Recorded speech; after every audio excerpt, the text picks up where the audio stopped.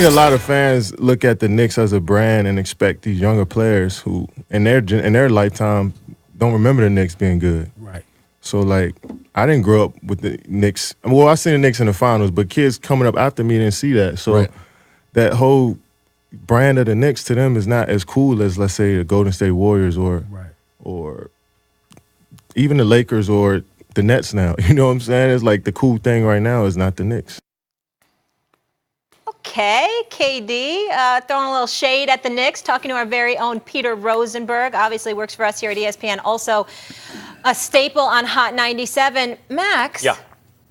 I'm not sure what you're going to say on this one, but should any superstar want to play for James Dolan and the Knicks? You know, I know you're a lifelong New Yorker. Well, certainly, if this was the late 1960s or early 1970s, Kevin Durant would be out of his mind. They were the coolest then. Walt, Clyde, Frazier, Willis, Reed, Dave DeBusch, everybody.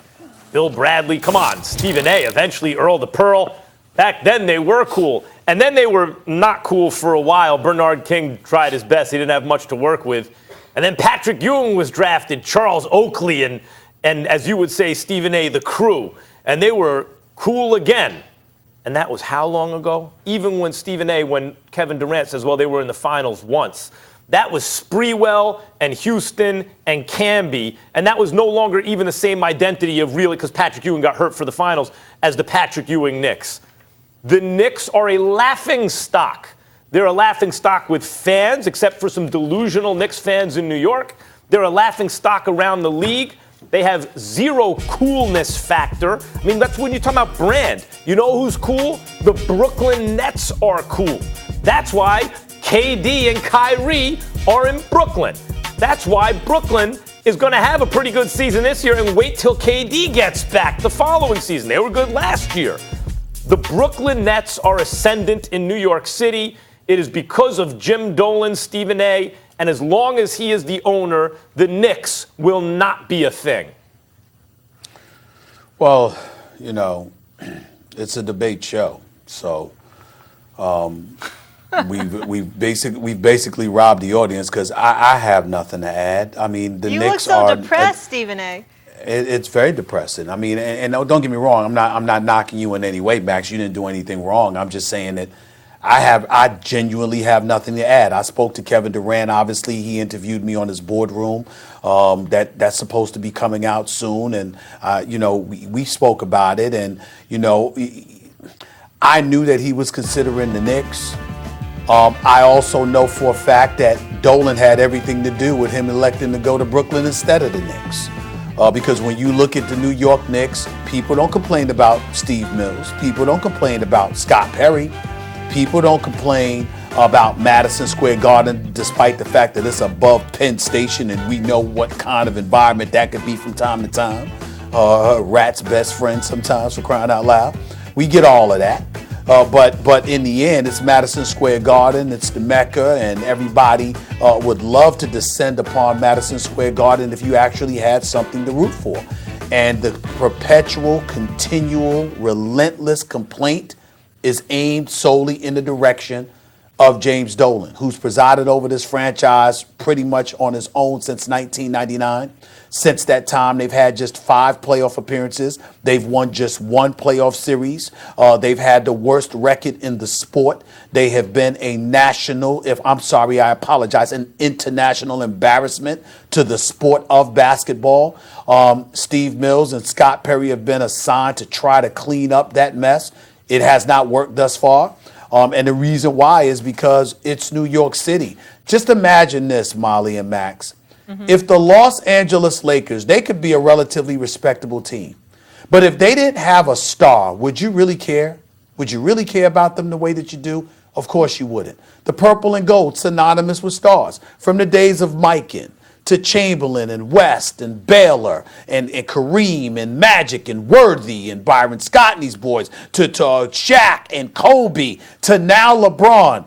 The reason why the Lakers are such a storied franchise, I understand the championships have everything to do with it, but there's always been stars that carried the mantle. They weren't just stars for the team. They were global, iconic stars. They transcended the sport of basketball. And the fact of the matter is the closest thing that the New York Knicks have had to a star in 50 years is Carmelo Anthony and Patrick Ewing. One never played in an NBA Finals. The other never won an NBA championship. Those are the two biggest stars you have had since 1973. Right. I have nothing to add other than that, other than to say that I believe that the producers and Molly and all of y'all brought this up to torture me and to remind me of the level of depression that I cannot escape from because I was fine until we brought up the Knicks. Jr., and this is what happened. Dennis Smith Jr., R.J. Barrett, Kevin Knox. Look, I can go on and on. You got a squad? No, you don't. Here's the issue.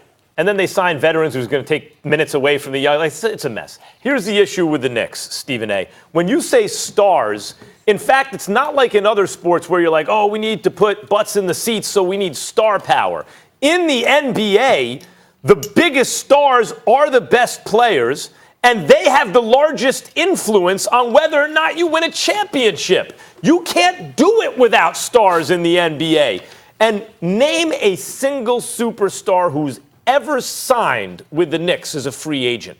Name the guy who's like, yep, I want to go there. First of all, I don't care what a metropolis you are. If you're a cold weather city, you're behind the 8 ball. Why are you doing this, man? That's the truth. And then, by the way, here's how bad it is. Even sometimes the basketball gods say, okay, this is such a mess. We'll just drop Jeremy Lin into your lap. No, see you later. We'll give you Kristaps Porzingis. See you later. You don't even get anything for him, really. They just leave. So the times where you have maybe this guy can do something, no, not even then.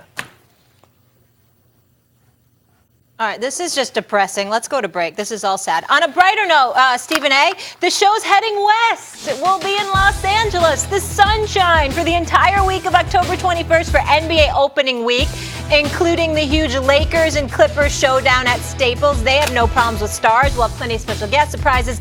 Don't miss any of the best debate on television right here on First Take. A lot more to come. Was there or wasn't there a pre-game handshake?